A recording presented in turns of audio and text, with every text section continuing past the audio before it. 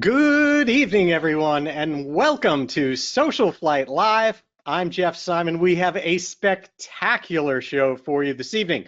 World War II P-51 Mustang fighter pilot Bill Lyons is here, and I will tell you his story is truly, truly remarkable, and someone that it's going to be an unforgettable evening, and I'm thrilled that you are all here to share it with me.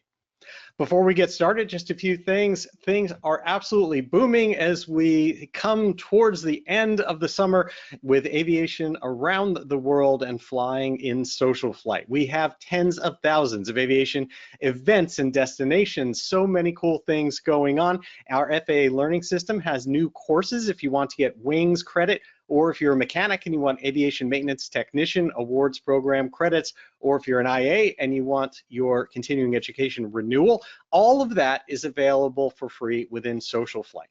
It's all there, and we have now launched our Destination Digest, which is, again, thousands of destinations that we've gone through and collected photos on, and if there's crew cars available and reviews and all sorts of information to help you find out where to fly and what to do, both in your local area and also all around the world as you continue to explore aviation everywhere else.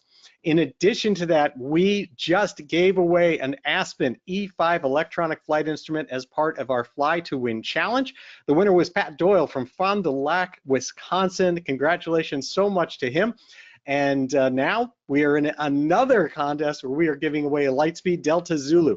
All you need to do if you want to enter in order to win is get the SocialFlight mobile app and check in at your local airport, check in anywhere that you're nearby aviation, and you will get points. And even just a single check-in and you are entered. However, if you do a lot of flying and you want to compete and be on our leaderboard, you can get extra entries in order to win that prize.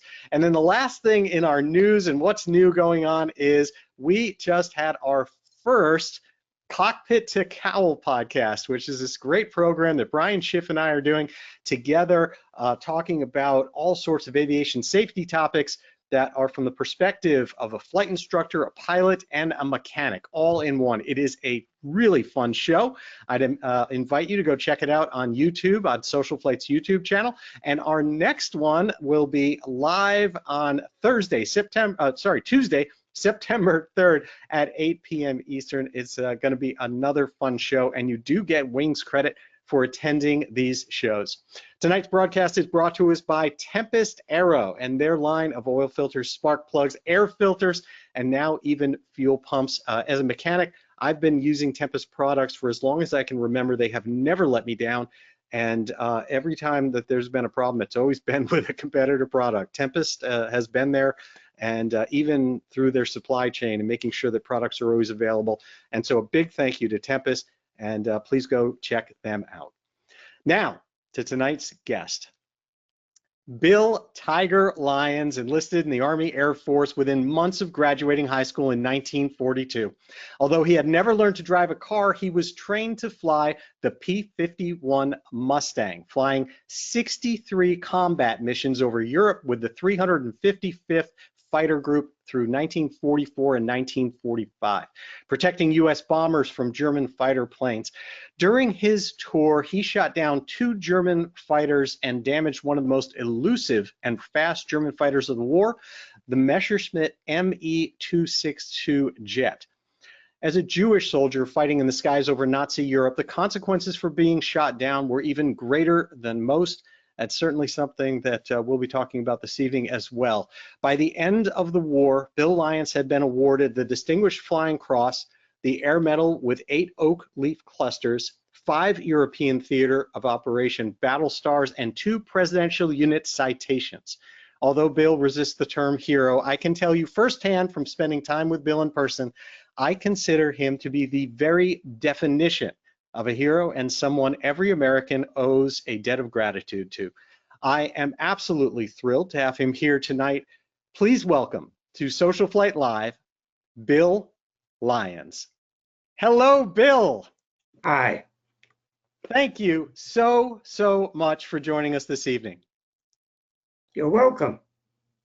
I have to say has been one of the great honors of my entire life in order to have gotten the opportunity to meet you in person, to see your presentation on the P-51D Mustang, and I just wanted to share as much of this as possible with our entire audience and with everybody who also watches us on YouTube.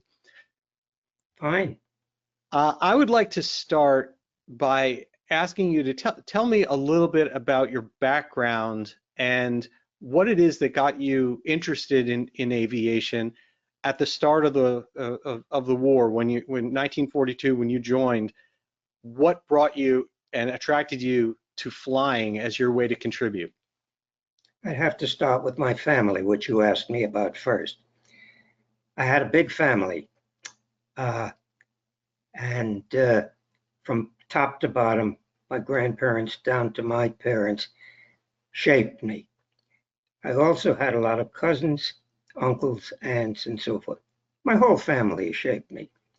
But in particular, I had a babysitter when I was, I would say about 3. I don't remember exactly my age at that time, until about 5. And his name was Sylvan Feld. He was my cousin, 5 years older than me. And we became very close. He was my first babysitter. He became Major Sylvan Feld during World War II, and he was a fighter pilot. He went through the aviation cadet program beginning before Pearl Harbor, and by the time Pearl Harbor came about, he was well on the way to being a trained fighter pilot. He graduated in Kelly Field in I think it was February 1942, and he went over with the first invasion of North Africa, the first invasion of American troops in air and sea in World War II. And he was given Spitfires to fly. And he became the leading fighter ace. 9 victories to his credit over North Africa. And I had always been in touch with him, and he was always in touch with my dad.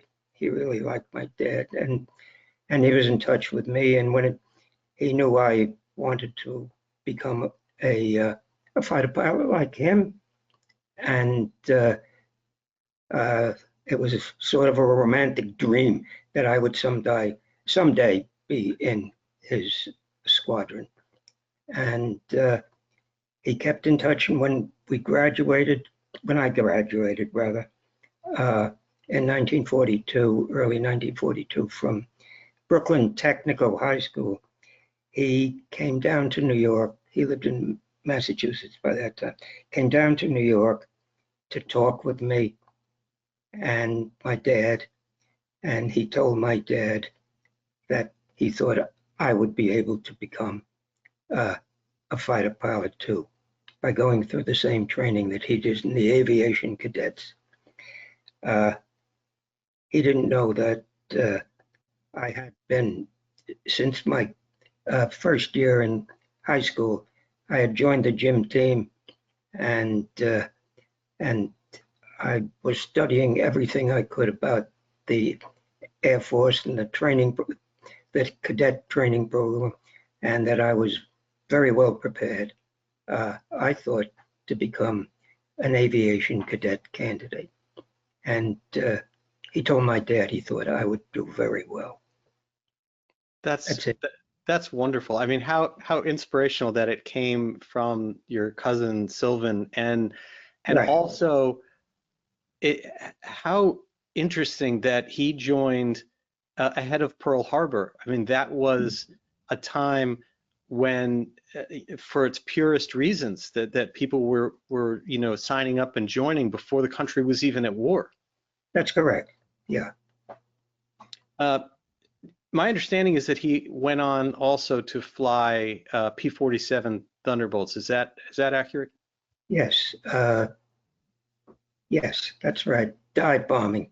I think he should have been in the 8th Air Force, where more of where he would have probably been flying P-51s and continuing to be a fighter pilot, why they made him a commander of a bomber squadron. I don't know. Maybe it was because of his name.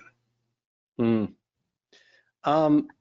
So tell me a little bit about what it was like for you in flight training, in going through the ranks and then finding your way into the cockpit of a fighter instead of a bomber. What's your question, Aaron? What is it like? Tell me about your experience in flight training. I think my experience was no different than any other aviation cadet.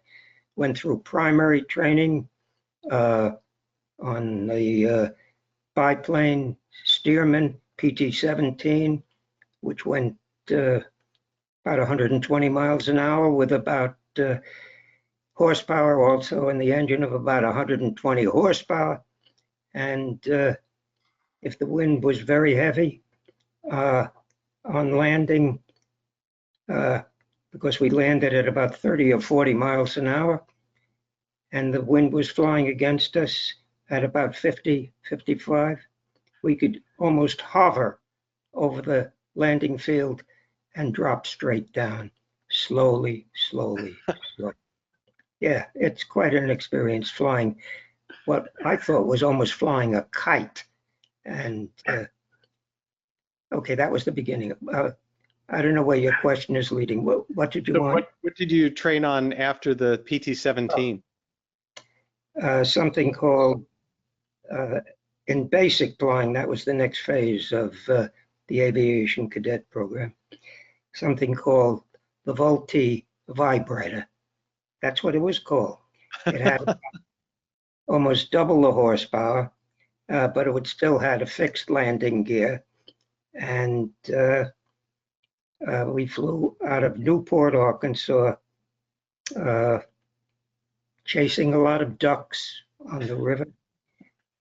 That was my instructor. He loved to do that, and I liked it too, because it was different from the usual curriculum of other instructors. And after basic flying, we graduated to advanced flying when we flew something called the SNJ North American AT-6, which had real horsepower then to us, 500 horsepower, and it was able to do acrobatics. The engine could pull it through loops and things like that. And it was the first plane that we flew in the aviation cadets that didn't have a fixed landing gear. It'd have a folded up landing gear. And you really learned to fly a plane preparatory to fighter planes in that SNJ. And graduated from Moultrie, Georgia, advanced flying school in Moultrie, Georgia, and went on to operational training. Operational training was done in a real fighter plane. In my case, it was the Curtiss P-40. And I think you'd be interested to know that your first flight in a real fighter plane, single seat fighter plane, your first flight is solo.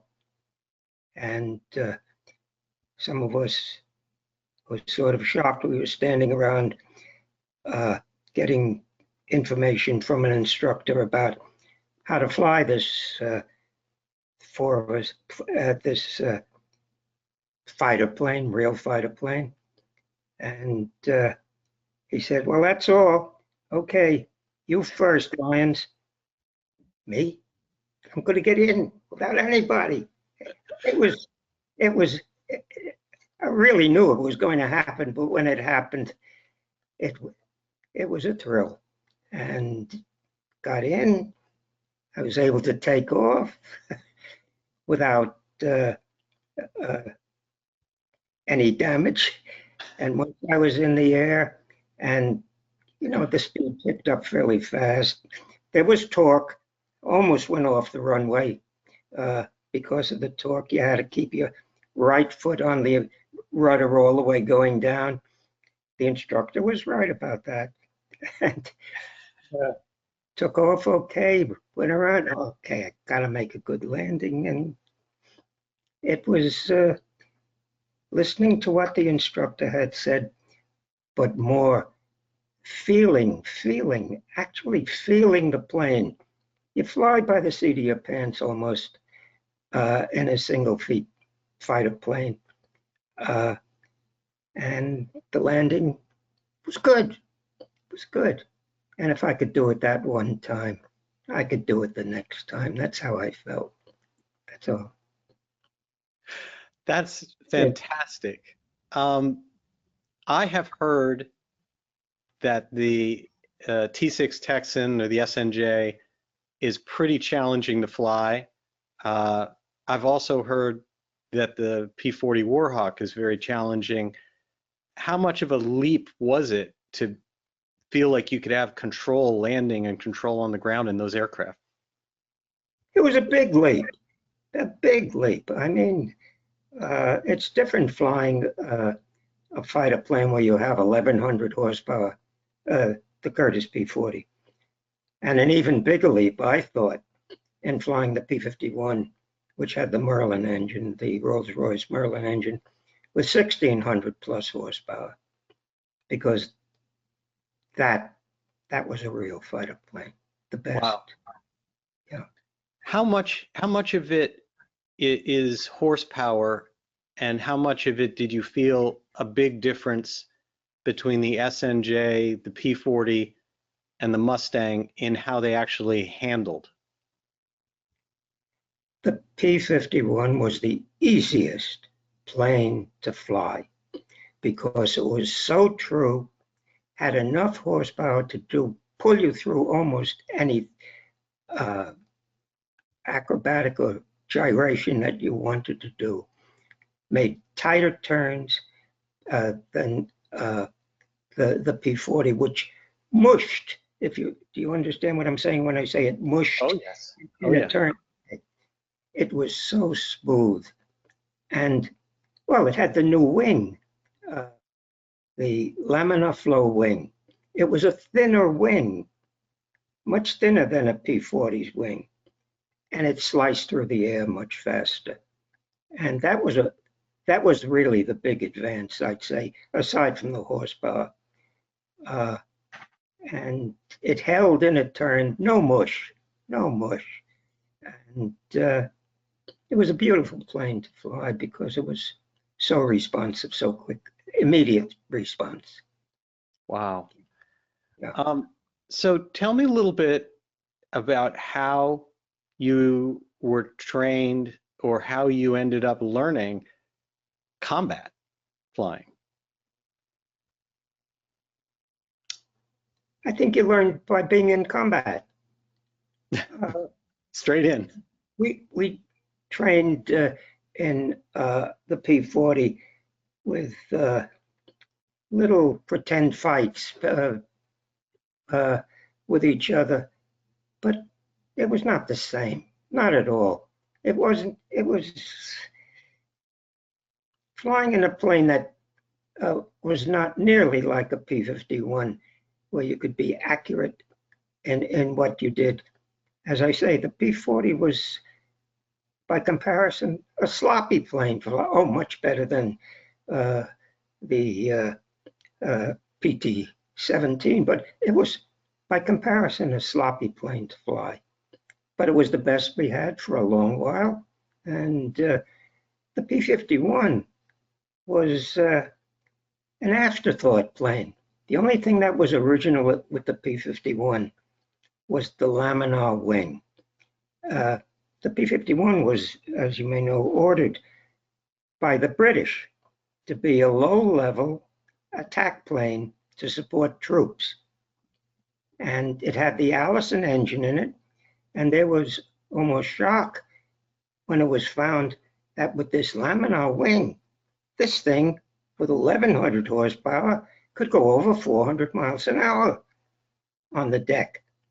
And of course, with the Merlin engine, it went at greater altitudes much faster. 450 was its top speed. But I'll get back to the afterthought business. What the P-51 was when it became the fighter plane that replaced all the P-47s in the 8th Air Force was a completely different plane. It started out with the birdcage canopy, which was not the greatest to have visibility with. And then came the bubble canopy, where you could see 360 degrees very easily. And you had 3 mirrors in the front, mirror in the center, looking directly backwards, mirror on the right-hand part of the canopy, front looked to the left, and mirror on looking backwards on the left-hand side of the canopy, looking to the right. And it had also added in the back of the pilot, they took out some protective metal and put in a 65-gallon additional internal tank to give it greater range.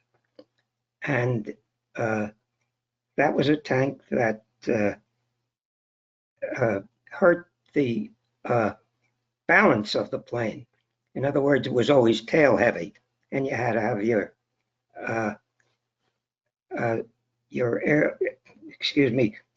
tail always pushing up a little forward on the stick. And you did that with your trim tabs and so forth, so you didn't have to do it by yourself, continuously when you were in cruise mode. And there are stories about that tank. You better bleed it down until it was about 10 or 15 gallons and wouldn't affect the center of gravity of the plane where the pilot was sitting, because you would always need your trim tabs doing something if it had more than that gallons in it. And the plane also had added, for long distance flying, external wing tanks, 92 gallons left, 92 gallons right, so 180 gallons. And with all that gas, you could go anywhere in Germany with the bombers where they went, any target. The furthest targets to the furthest German border, you could go to Berlin, you could go to Leipzig, you could go to Munich, all of them, which the P-47 could not do. P-47 had limited range. And I'll show you something. I don't know if you can see it. If I showed you a map, could you see? Well, yes, let's try. Okay, this one. That's it. Okay. Oh, I can easily see that. Absolutely.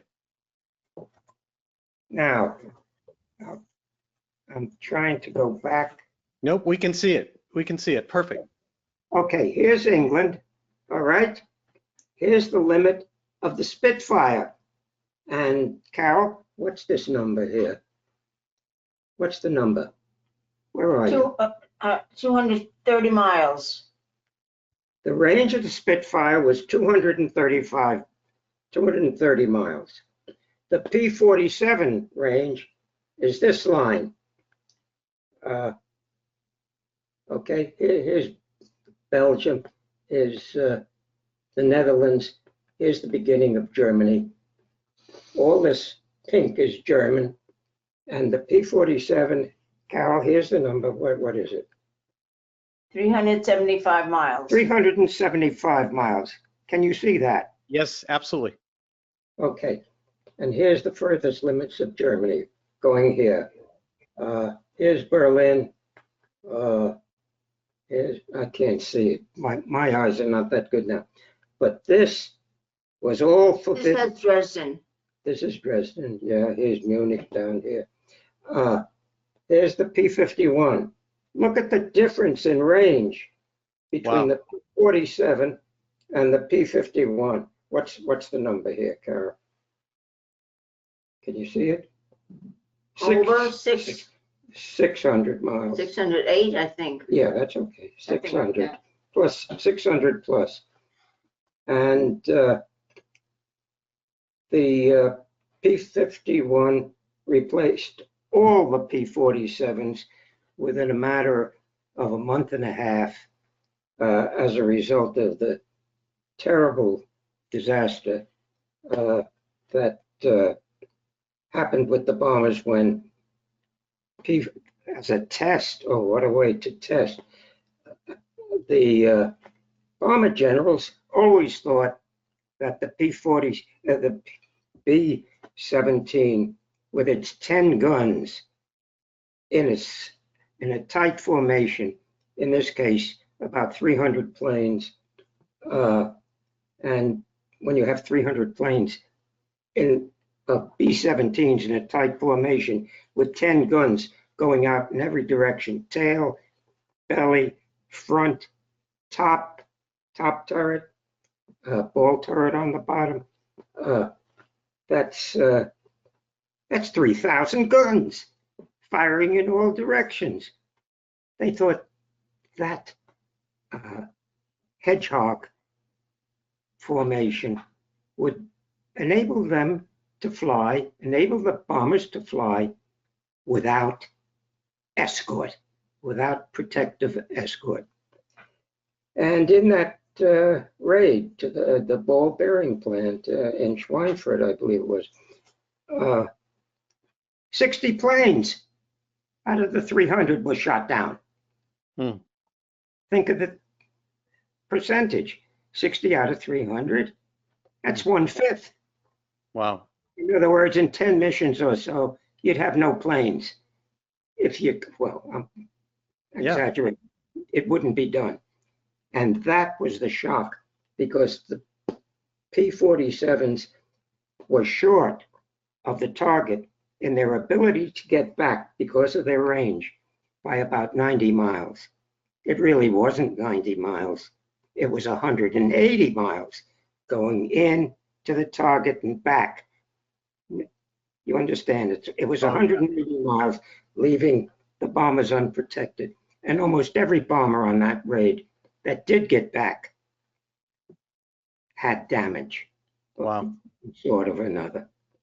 And that, fortunately, the P-51 was coming on stream in production in real quantity. And, by that time it had the Rolls-Royce engine, the 1650 horsepower put in, instead of the 1100 Allison, 1100 horsepower Allison. And bombers could go anywhere then, anywhere in Germany. And this is where the production was made of for the war by Germany. And it got, and it, I'll mention it, it had a neutral country up here called Sweden, which provided a lot of its steel. Neutral. Yeah. Okay, that's it. Oh, I'll show you my picture on the back. Okay. I love that. You saw it? Oh, you saw it when you were in the Yes, sir. Okay, But it looks just like that. You look the same today. What are you talking about? well, if I wear all that, I would look the same, but I don't think my hair would be the same. Okay. Okay. So tell me about your first missions and what it was like to fly to be a fighter pilot and flying missions. Oh, let me get back also in that question to the question asked about flying combat. As I said, when we were in operational training in Florida, we had little dogfights, but they weren't serious. And we were in a plane that had no comparison to the P-51 in its ability to maneuver, to do everything that you wanted with that engine pulling you through. It wasn't until I flew the P-51 when I first got over to England, and I got 4 hours in it, 4 hours, and I was considered a fighter pilot, able to join the squadron, 355th Fighter Squadron. And I had one, they put me in one test flight with 3 other fellows as in position number 4 in a flight. And we flew around this way, that way, and I stuck very closely, as they said, fly as close as you can until we get in battle formation, and we'll call it out to you. I found I could do it very easily in this great plane, which did whatever you wanted it to. Oh, and we didn't have the back tank filled, and we didn't have the wing tanks on either. It was just to fly without those encumbrances. And it was wonderful, wonderful. And I was declared okay. And my second time with the 355th Fighter Group flying was a mission. And the mission was, I thought, a piece of cake because it was called a relay. And at that time, 2 planes were allocated out of the 50 or 60 of the group to flying just north of the Frisian Islands, the Dutch Islands, and carrying messages for the rest of the group that was going to a distant target. And that was a band flight in it. It wasn't considered necessary any longer to have relay, 2-man relay, flying along the border of or the coasts of Holland and carrying messages back and forth to the Steeple Morton airfield where we were stationed in England. So that's it. And I found flying in a squadron and in a group alongside the bombers, on top of them, left, right. We would be going about roughly twice as fast as the bombers. So we would zigzag. First we fly to the left, then we fly to the right, and we fly on top and over. Sometimes, rarely would we fly under. We would always try to stay high, obviously. And I did what everybody else in the squadron did. Tell me about your first combat. Routine. It became routine, but not really. Say that again? Tell me about your first combat, actual engagement. Oh, I don't think I knew what was going on. Everybody else seemed to know. I just stuck with my flight leader. And my first one was Fred Haviland, Captain Haviland. And he got one that day, the first one.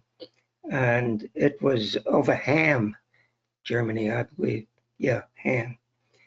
And but my first real, I would say, combat in which I knew what I was doing was again with Fred Haviland. And it was the mission of November 26th, 1944, an oil refinery. Oh God, what's the name of the town? What? Where's that? Here, November 20. I can't read it anymore. What's the name of the refinery? Leiph. No. ELA is in 20, November November 26th. 26th, Misburg. Misburg, yes, the first one. I'm amazed you're pulling up the exact flights, but go ahead. Okay. There's a reason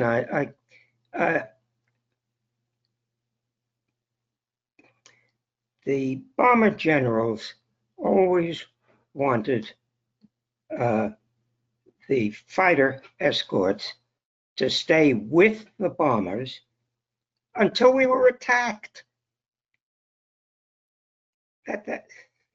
And when Doolittle came and took over fighter command, he was, I don't know, a brigadier general. He had less rank than the lieutenant generals and major generals, but he had clout. He had clout back in America with the president, Roosevelt and Hap Arnold and everything because of what he did on that suicide mission to Tokyo in early 1942.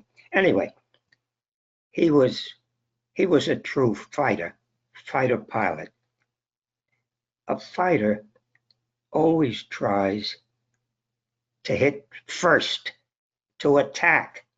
And when you attack and you're the first to hit, you will probably determine the rest of the encounter.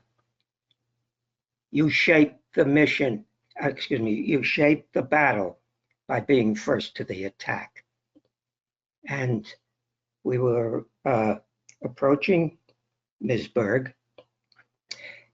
It was about 25,000, depending on which squadron you were, because we flew at 3 different levels of altitude.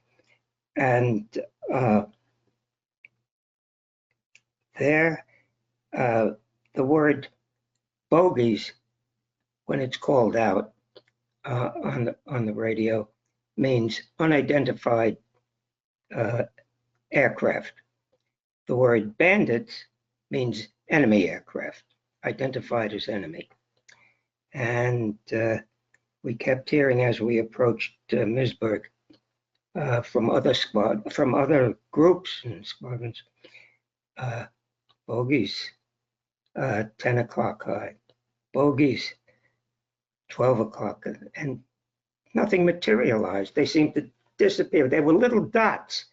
You see little dots and try to identify them as best you can. Have good eyes. Some fellows had better eyes than others.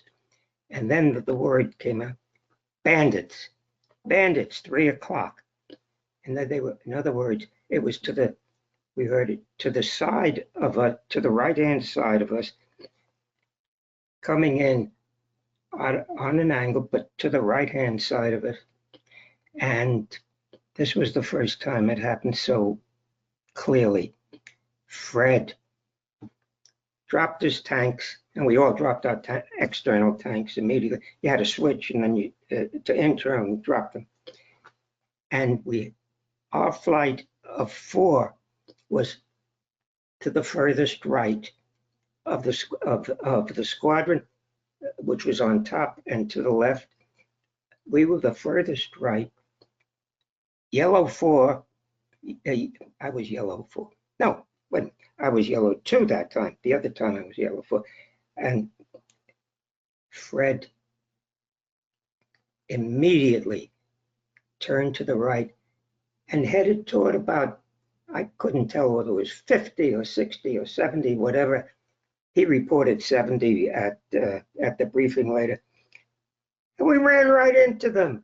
I was so proud of Fred to do that. We attacked, and we sort of, they were coming toward us, firing. We were toward them, firing, but we blew them apart. They weren't going to attack the bombers in that quantity if we could help it.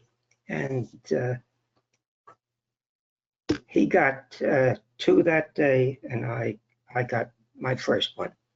And it was melee underneath the bombers, where we ended up way down on the deck. the four of us. And that was my first, I would call it, real combat. Wow. Can Well, you? no, it isn't all, but it wasn't a happy ending.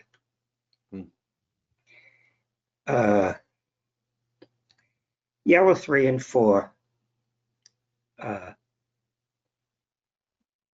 got Bonnie Barab, who was Yellow 3, got a plane off my tail as a result of warning by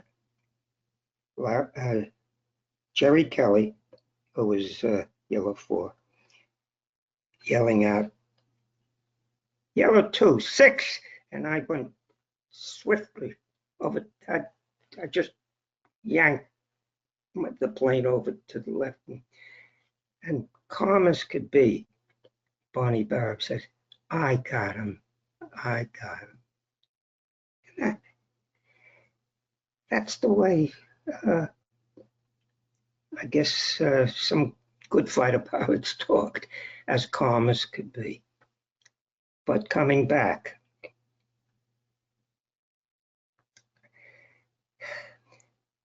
Jerry Kelly was flying erratically, and Bonnie Barab, who was his element leader, went over to see him. We each called him Kelly, and he didn't answer.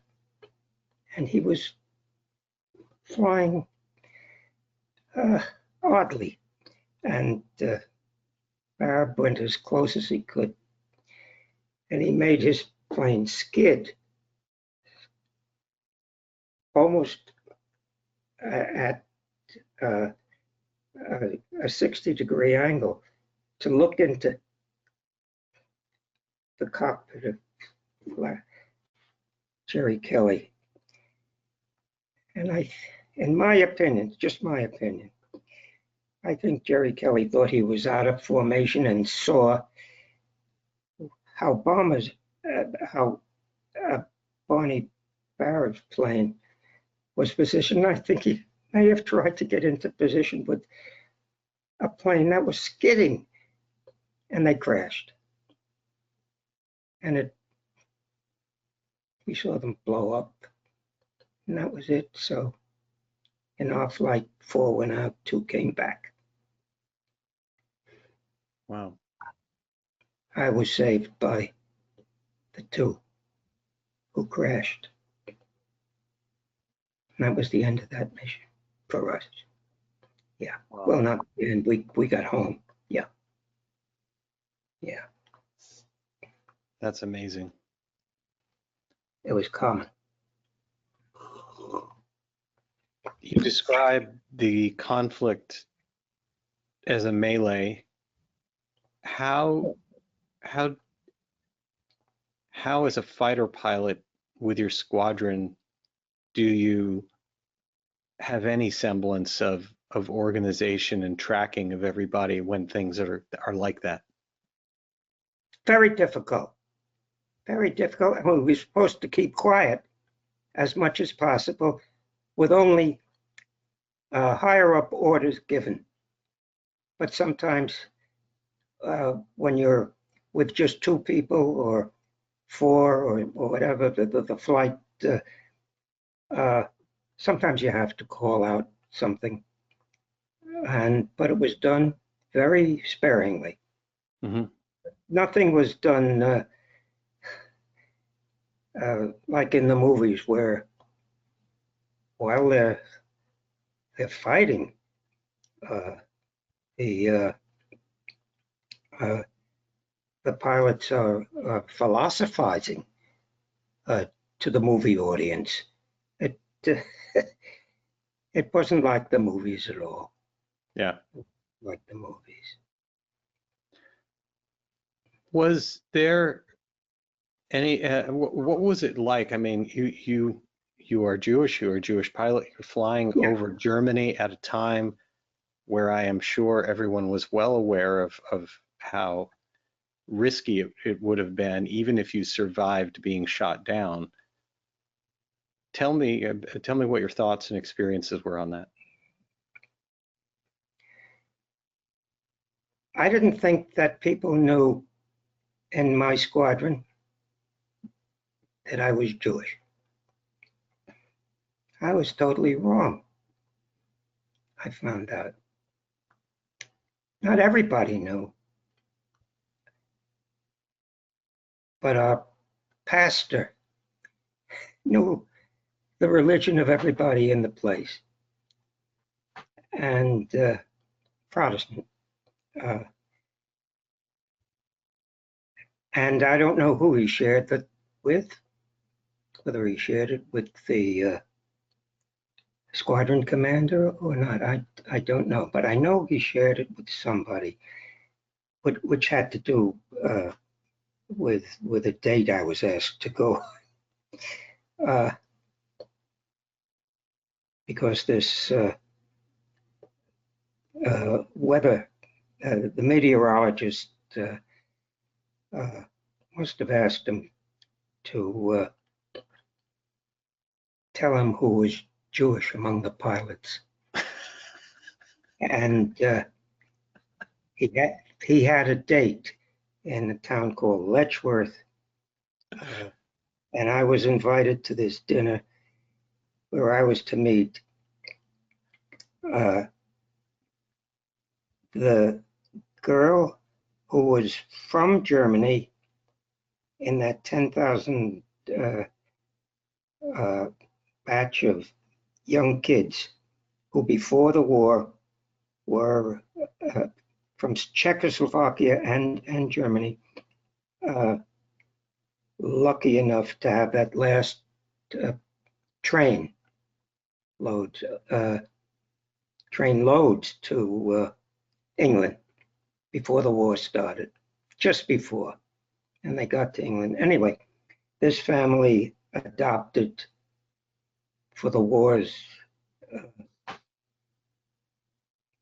until the war ended this German girl who was 5, 6, 7, I don't know. Anyway, no, it couldn't have been that, because she was 15 when but most of the kids were younger. She was 15 adopted, and I was supposed to be her date with the meteorologist fellow who had a date with the daughter of the family that was having dinner, a Jewish family. Mm-hmm. He wasn't Jewish. He wanted to be sure I was Jewish. He thought he wanted to marry the girl who was about 18, 19. She was Jewish. And he thought I would be a better match for the 15-year-old. A good wingman. Yes, I was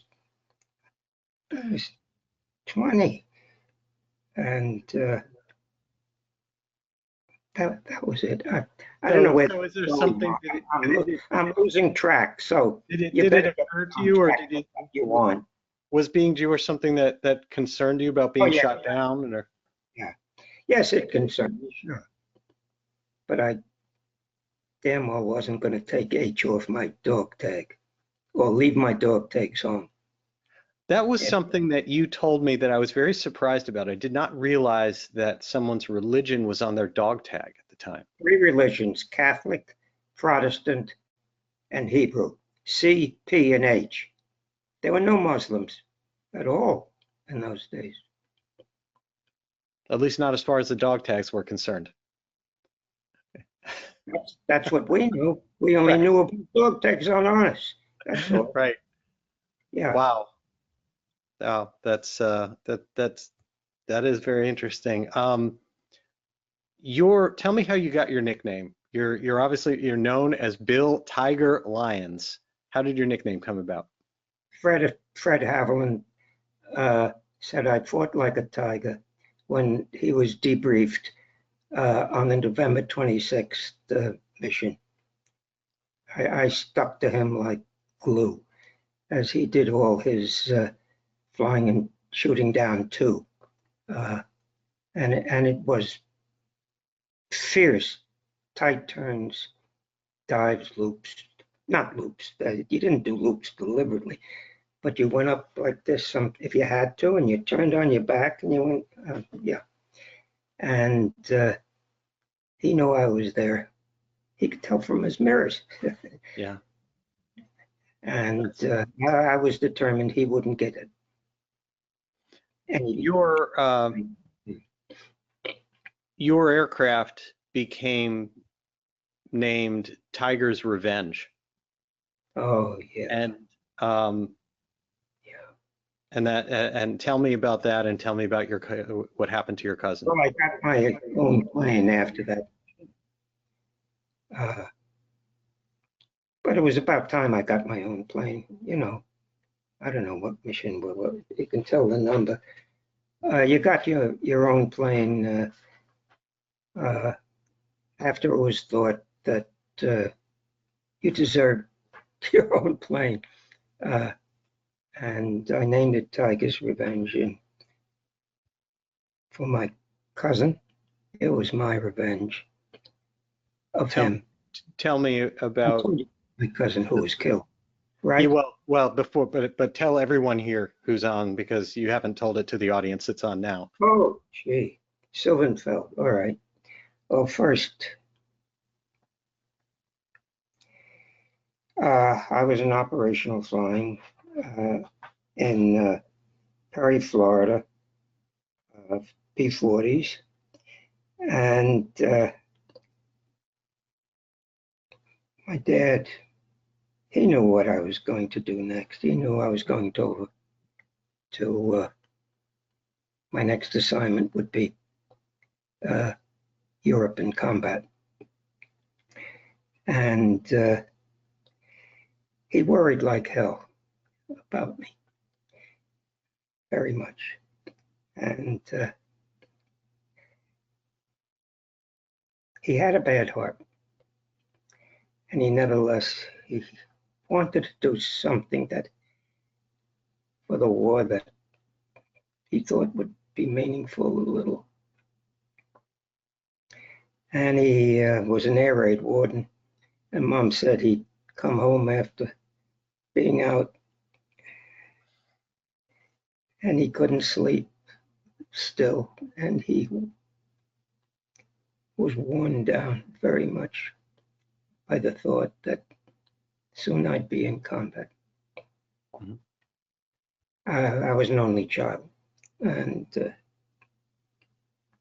we were a great team, Mom, Dad, and I. And I got a telegram in Florida. Come home immediately, Dad. Sinking. Oh, gee. I got immediate leave, and I got picked up, luckily, by an A-20 at the airfield that day, by luck. That was going to, what's that field in Long Island? Damn it. I can't think of it right now. I'm sorry. Could be MacArthur, but go ahead. No, the field that Lindbergh took off from. Okay, doesn't matter, I guess. I got to that airfield and I got a cab all the way to Brooklyn, where we live. And I got home just in time to, my mom met me at the in tears and come in to the bedroom where my dad was, and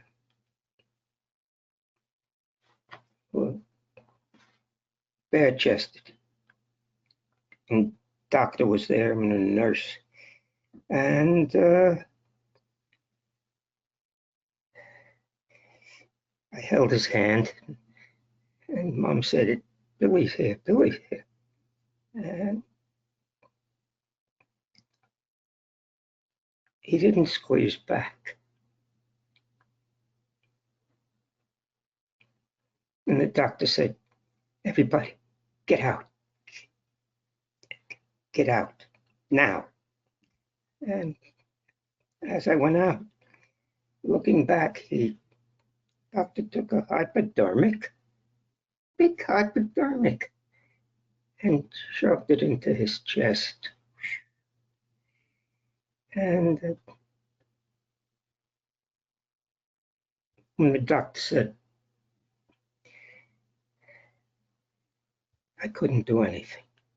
Hmm. I couldn't do anything. And that's why I named my plane Tiger's Revenge. Oh, for your dad. I thought it was for Sylvan, Both. for both.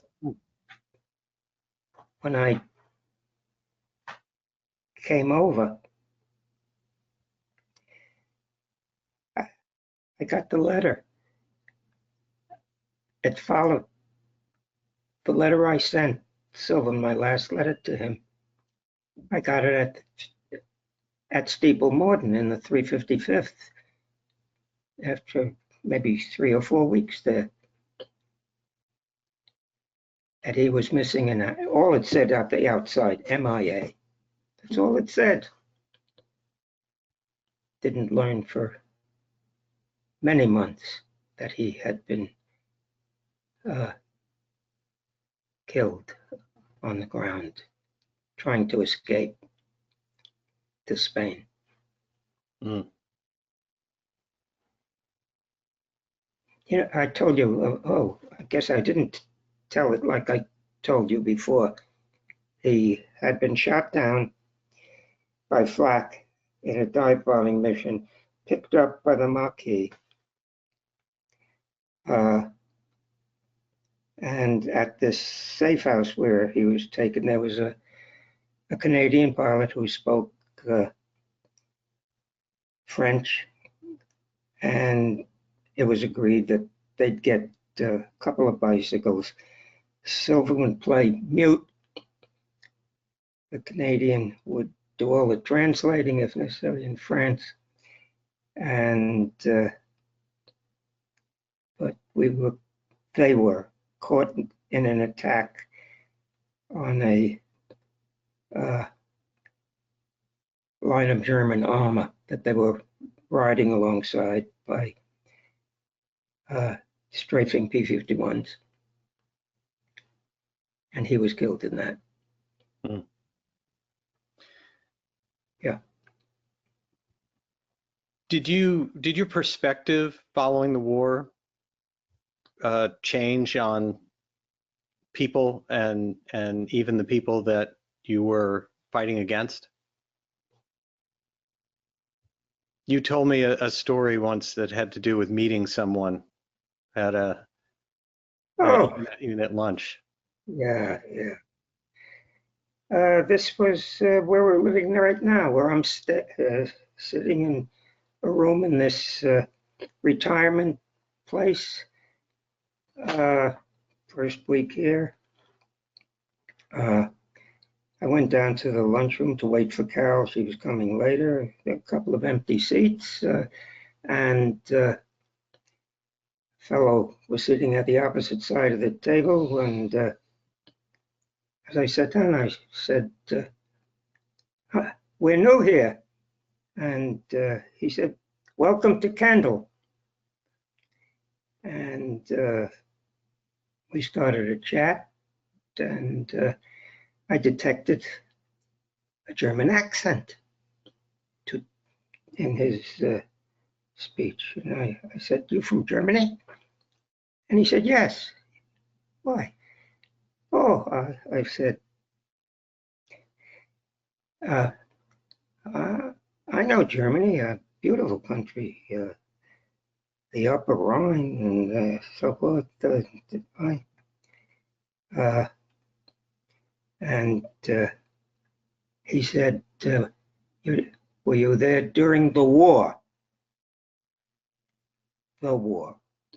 And yes, I said, "I flew during the war." "Yeah." And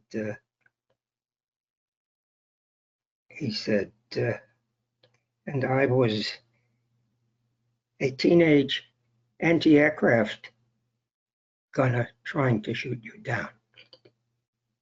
Hmm. And that it seemed so ridiculous that here we were living together now. And we were enemies.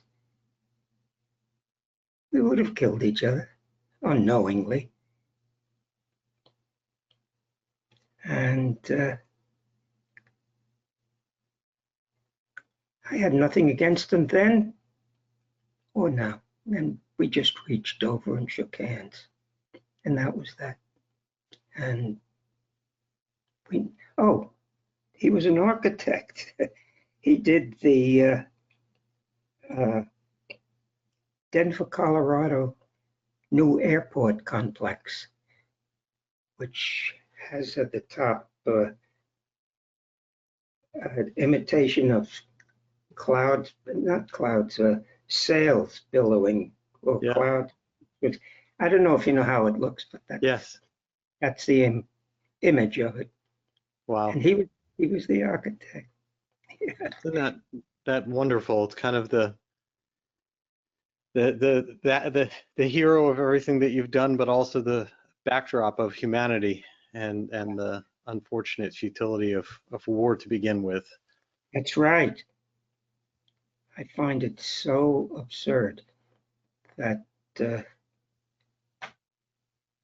we were killing people we didn't know. They were trying to kill us, and especially 6 million Jews were killed. Well, many others too in the death camps besides Jewish. How absurd, obscene, really, just absurd and ridiculous. Most people had no idea even why they were doing it. And well, that was how the wars in the Japanese theater ended. I mean, in 2 seconds, 1 second Hiroshima, a couple of 100,000, right? And then a week later or so in Nagasaki, another 100 or 200,000 in a second. Almost 500,000 people killed. Men, women, children, babies, you know. And then in the European theater, the Air Force, of which I was a part, the bombers were doing the same as was going to be done later in Japan, but doing it more slowly because we didn't have atomic weapons, but doing it with great lethal powers. 1,000 planes in a bomber stream regularly. We were up to 1,000 planes. And when you have 1,000 planes, squadron after squadron, group after group of 50, 60 bombers at a time in this bomber stream, when you have that, and the bombing footprint, say for a factory or a rail yard, refineries, the factory may be half a mile wide, 2 miles long, but the footprint of when a group of bombers come over the target and that group of the bomber stream drops its bombs, that footprint is say it's 3-5 miles wide and 8-10 miles long. I'll say 4 times that. That's 40,000 square miles. Yeah. To hit that Yep. factory.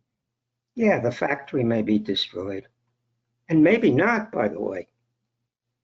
But the city that's next to it is a third wiped out.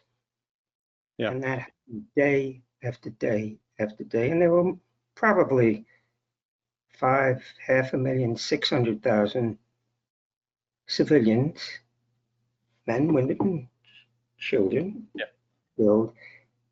And you know, when you hear about Gaza, 30,000 killed, 30,000, 40,000. How about 6 million? How about 600,000 or 700,000 in Germany? How about the 500,000 in those two cities in Japan? I think when a country is attacked, as Israel was on October 7th, or we were attacked in 9/11, I think the attitude is do something so they'll never do it again to us. And I think that's the Israeli attitude.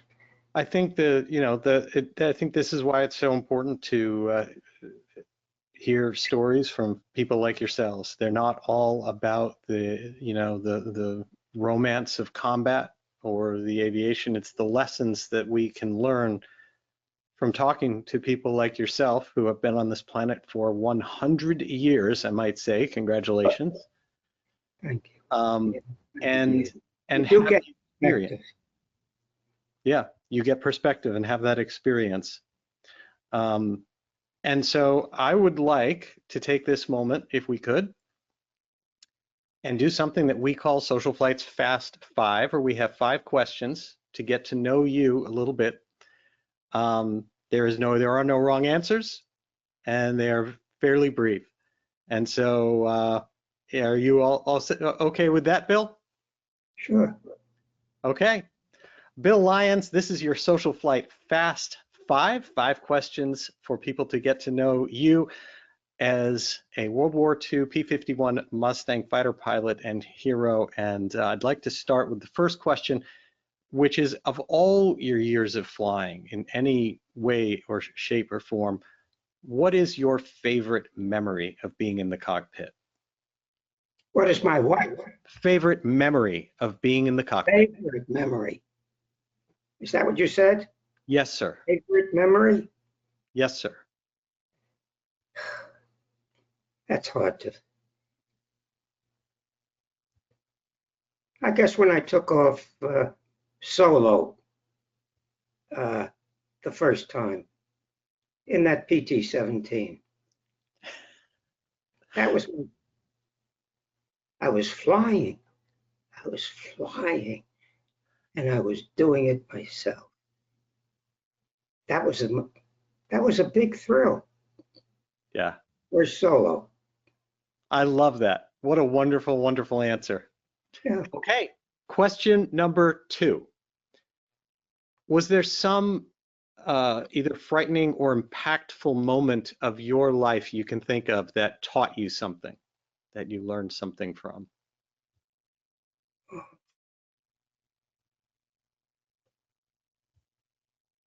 Yeah, but there were several. But the one that comes first to mind is it was so meaningful.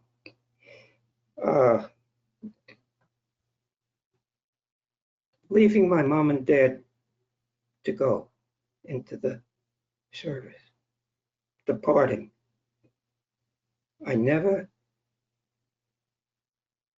realized until that minute how much it meant to them and to me. I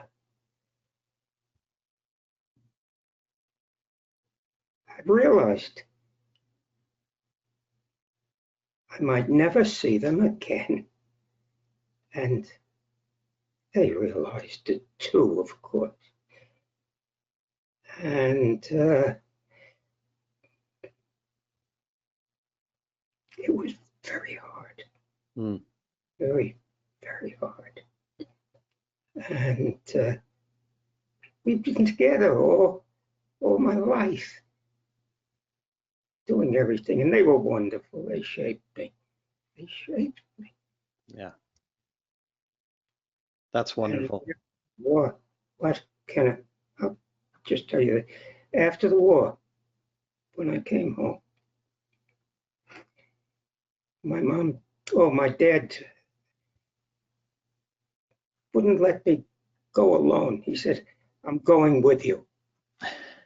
And I said, "Dad, I've been traveling the subway since I was 8 years old. You don't have to come with me."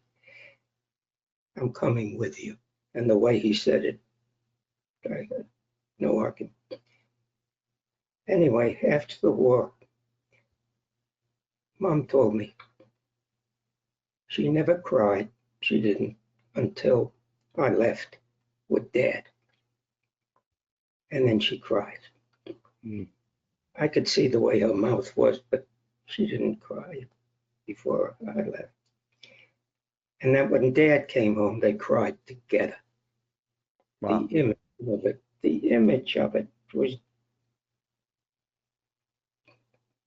overwhelming. Wow. Mom and Dad crying. That's very powerful. Yeah. Okay, question number 3 for you, Bill.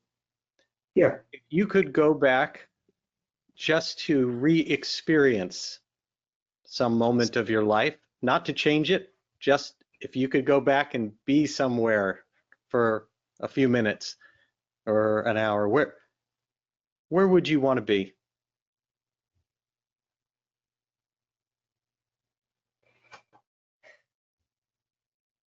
Oh. Where physically or what? If you Where? could go back in time, Oh, if you could who go would back I- in time just to where? re-experience, put yourself back in the cockpit or with a loved one or somewhere, just to be there for a minute, where would you be? I'd be sitting around at the dinner table in Brooklyn, anytime from 4 years old to 10 years old, just sitting around with my mom and dad, coming home from school early and having dinner with them and just talking. How wonderful. Had a I love good, that. I love that. Okay, Yeah. question number 4. If you could go back and give advice to your younger self, if you could go back and say one thing to yourself back in your teens or your 20s or back then, knowing everything you know now, what would you say to your younger self? appreciate those you love. Appreciate them. Be close with them as you can, as long as you can. That's wonderful. And our last question of the evening, question number 5. If you could choose anyone at all, alive or no longer with us, someone you've met or someone you've never met, someone from history, anyone, theoretically, to spend an evening with, who would you want to spend an evening with? I can't give you one. I can give you 3. My mom and dad and Carol, I love it. my wife. Yes, your wife there. And thank you, Carol, for helping us with this evening's show. Bill, I want to say thank you from the heart so much for joining us tonight, for everything you've done.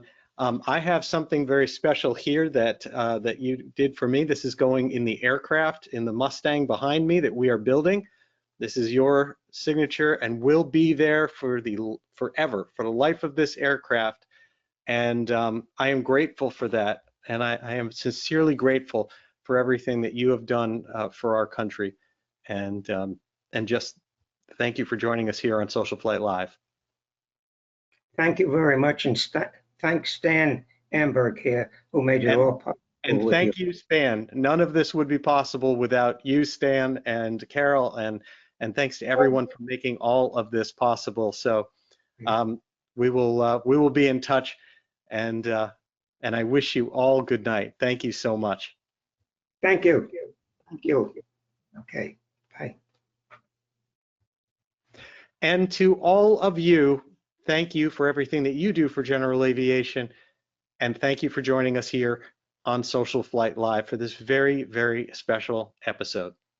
We will be back next Tuesday, August 27th at 8 p.m. with aviation educator and YouTube star Martin Pauly. He is a truly wonderful friend and just a great educator. If you've watched his videos online on YouTube or met him in person or seen him speak, there is so much that you can gather and just absorb all of that knowledge. So please join us next Tuesday evening with Martin Pauly. And then, of course, as I mentioned, we've got a big special show on Tuesday, September 3rd, another Cockpit to Cal show with myself and Brian Schiff. Until next time, I'm Jeff Simon for Social Flight, and I wish you all blue skies.